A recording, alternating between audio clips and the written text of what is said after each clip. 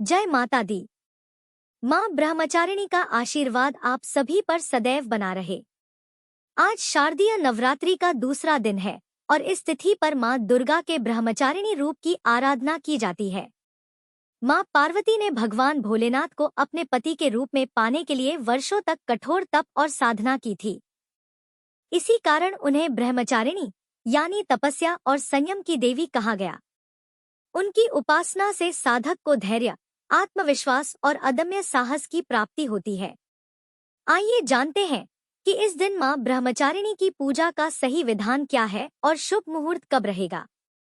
इस बार शारदीय नवरात्रि का दूसरा दिन 23 सितंबर दिन मंगलवार को है और द्वितीया तिथि 23 सितंबर मंगलवार को सुबह 2:56 से लेकर अगले दिन सुबह 4:51 तक रहेगी। 23 सितंबर मंगलवार को ब्रह्मा मुहूर्त सुबह 4:43 से 5:31 तक रहेगा।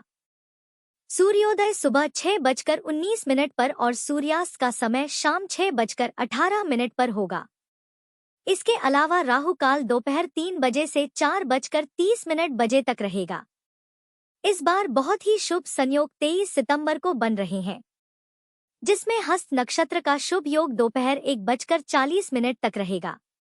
बाद में नित्रा नक्षत्र प्रारंभ हो जाएगा और ब्रह्मा योग पूरा दिन रहने के बाद रात 8:23 तक रहेगा। इसके बाद में इंद्र योग प्रारंभ हो जाएगा। आज पूजा का शुभ मुहूर्त सुबह 4:59 से लेकर 8:51 तक रहेगा और शाम की पूजा का शुभ मुहूर्त रहेगा शाम 6:16 से 7:28 तक। माँ ब्रह्मचारिणी की पूजा में आप आज के दिन सफेद, पीला या लाल रंग का प्रयोग कर सकते हैं। माँ ब्रह्मचारिणी का प्रिय रंग पीला और सफेद है, इसलिए पूजन सामग्री हो, फल हो, मिठाई हो या पुष्प हो, इन रंगों का प्रयोग आप माँ ब्रह्मचारिणी की कृपा प्राप्त करने के लिए अवश्य करें। माँ ब्रह्मचारिणी की पूजा करने से आत्मविश्वास बढ़ता है और निर्णय शक्ति के साथ साथ धैर्य और संयम का भी आशीर्वाद प्राप्त होता है।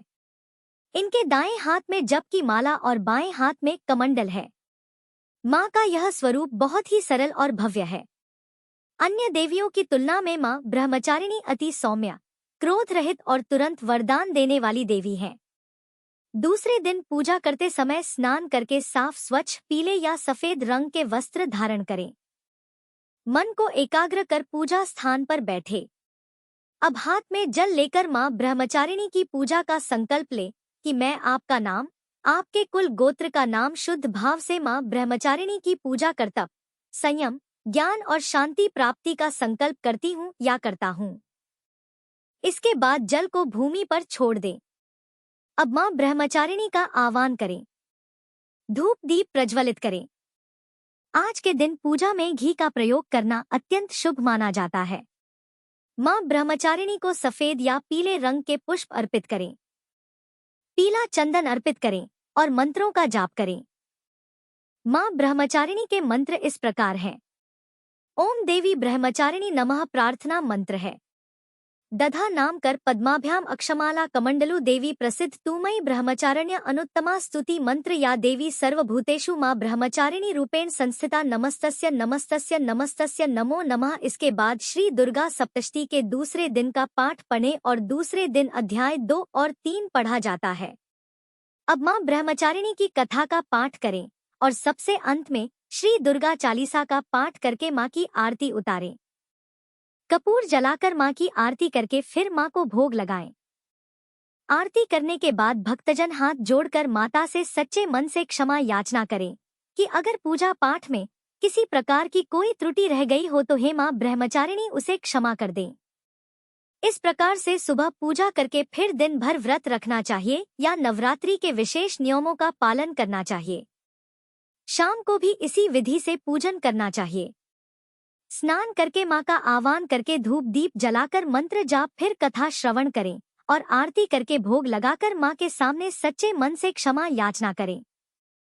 पूरे दिन और रात में भक्तों को सात्विक फलाहार ही करना चाहिए, जिससे मन, वाणी और शरीर शुद्ध बने और माँ की कृपा सहज ही प्राप्त हो। और यही क्रम अन्य सभी दिनों और देवियों की पूजा में अपनाया जाता है। केवल हर दिन की देवी के अनुसार ध्यान मंत्र, प्रार्थना या स्तुति मंत्र और उनके प्रिय रंग और प्रिय भोग बदल जाते हैं। आज के दिन विशेष उपाय के रूप में अगर सफेद वस्त्र धारण करके मां को मिश्री या शहद का भोग लगाकर बाद में किसी कन्या को प्रसाद रूप में अगर बांटा जाए और या फिर किसी ब्राह्मण या गरीब को शक्कर और गुड़ का दान किया जाए तो मनोकामना पूर्ति होती है और साथ ही कठोर तप, संयम और सफलता भी प्राप्त होती है। किसी काम में बार बार असफल हो रहे हो तो इस उपाय को आप करके देख सकते हैं। ध्यान रखें, दान देते समय मन में किसी प्रकार का दिखावा ना हो और कभी भी दान किसी बदले की भावना से, किसी पुण्य प्राप्ति की भावना से ना किया गया हो। दान हमेशा योग्य व्यक्ति को ही देना चाहिए। यह थी आज की वीडियो। अगर आपको जानकारी अच्छी लगी हो तो वीडियो को लाइक और शेयर करें और कमेंट बॉक्स में जय माता दी अवश्य लिखें।